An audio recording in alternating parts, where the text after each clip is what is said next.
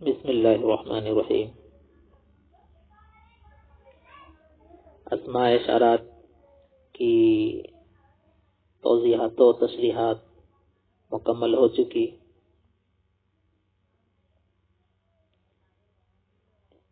ایک چیز بچ گئی تھی، وہ بھی میں نے بتا دیا تھا، لیکن میں نے سوچا کہ اس کو الگ سے بتاؤں تو اور بہتر رہے گا۔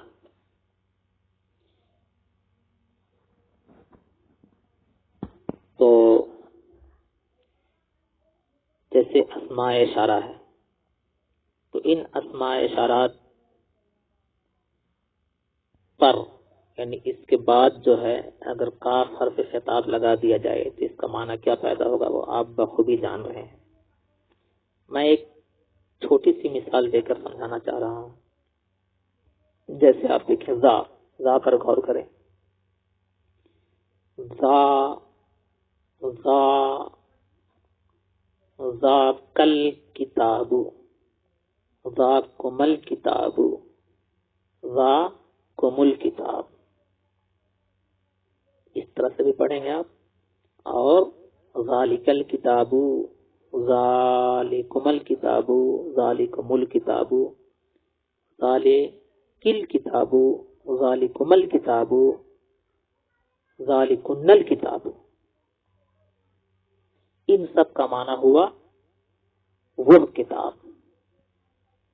اب آپ کے ذہن میں یہ بات آتی ہوگی کہ یہاں تثنیہ کا بھی صیغہ ہے، جمع کا بھی صیغہ ہے، تو اس کا معنی صرف وہ کتاب، یہ کیسے ہوا؟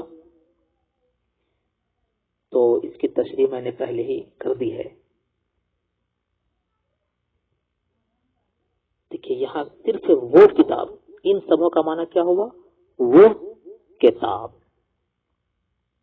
وہ کتاب۔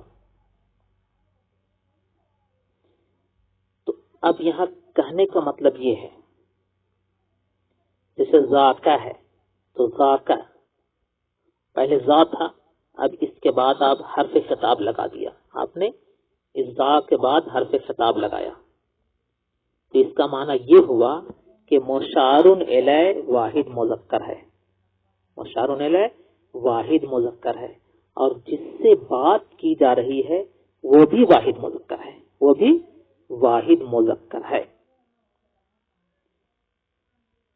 اب دیکھیے ذالک الکتاب، اصل میں ذاک الکتاب ہے، لیکن لافظ ذا اور کاف کے بیچ لام لگتا ہے تو ذالک بنتا ہے۔ تو ذالک الکتاب، اس کا مطلب یہ ہوا کہ جو مشار الیہ ہے وہ ایک ہے، تو مشار الیہ ہے، جو مشار الیہ ہے وہ ایک ہے، اور جس سے بات کی جا رہی ہے یعنی جو مخاطب ہے وہ بھی ایک ہے، جو مشار الیہ ہے وہ بھی ایک ہے، اور جو مخاطب ہے وہ بھی ایک ہے۔ ذالک الکتاب کا معنی یہ ہوا۔ یوں ہی آگے بڑھیں آپ۔ ذالکم الکتاب، ذالکم الکتاب، اس کا معنی بھی کیا ہوا؟ وہ کتاب، اس کا معنی بھی کیا ہوا؟ وہ کتاب۔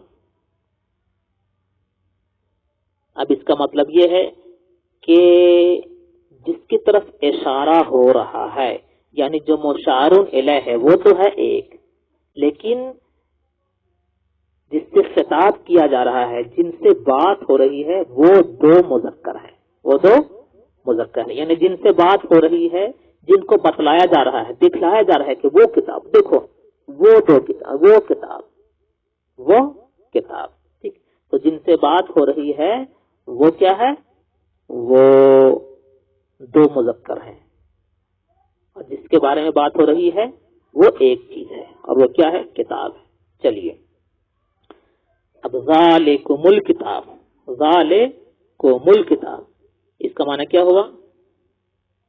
ذالکم الکتاب، اس کا معنی یہ ہوا، اس کا معنی بھی یہی ہوا، ذالکم الکتاب، وہ کتاب، وہ کتاب۔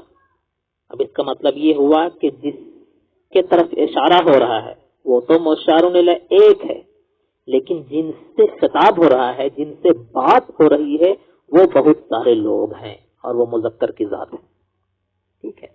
یوں ہی ذالکل کتاب، اس کے معنی بھی ہوا وہ کتاب. تو اس کا مطلب کیا ہوا؟ اس کا مطلب یہ ہوا کہ جس کے طرف اشارہ ہو رہا ہے، جو مشار الیہ ہے، اور مشار الیہ کیا ہے؟ کتاب ہے، وہ تو ایک ہے، وہ ایک ہے اور مذکر ہے. وہ کیا ہے؟ کتاب کیا ہے؟ مذکر ہے. لیکن جن سے بات ہو رہی ہے وہ مؤنث ہے. وہ کیا ہے؟ مؤنث ہے.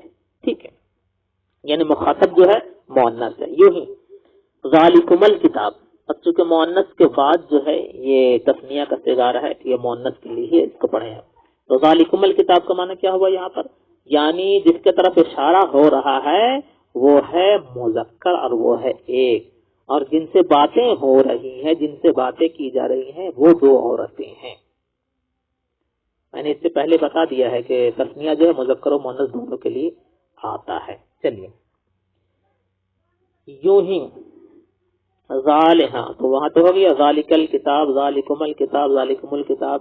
اب ذالک الکتاب، ذالکم الکتاب، ذالکن الکتاب. ذالکن الکتاب کا مطلب وہ کتاب، اس کا معنی بھی ہوگا وہ کتاب. اب اس کا مطلب یہ ہوا کہ جس کی طرف اشارہ ہو رہا ہے وہ تو ہے ایک، وہ تو ہے ایک، لیکن جن سے خطاب ہو رہا ہے، جن سے باتیں ہو رہی ہیں، وہ ہیں بہت ساری عورتیں، بہت ساری عورتیں. ٹھیک ہے، تو یہ ہوا اسماء اشارات پر حرف خطاب لگانے کا مطلب. تمت بالخیر.